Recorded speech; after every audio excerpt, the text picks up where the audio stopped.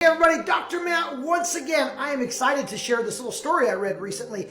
I read the story of a young lady who was about to have this amazing, incredible career in gymnastics. She was crushing it at her school and regional meets, and she was on her way to the top. But then tragedy struck. When she was at her regional final, she was doing, some flip off of the horse, and when she landed, she heard a crunch in her knee.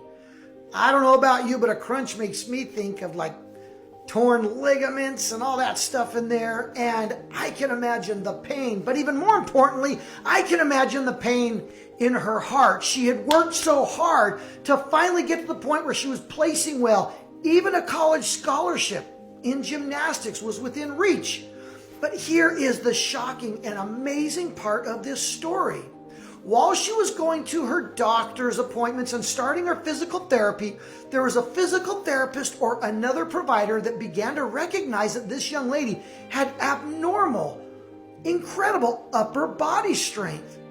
And he started to think of a sport that he was fond of that utilized what? Upper body strength. And guess what that sport was? Pole vaulting.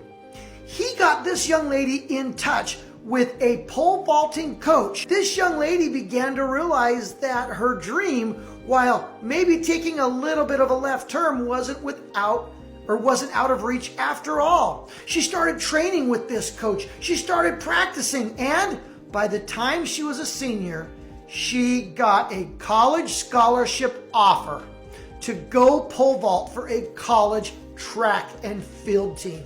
What's the moral of this story? My friends, I can't tell you that sometimes our greatest setbacks can be our greatest opportunities.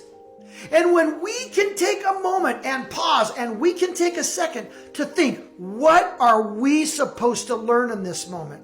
What is God teaching us?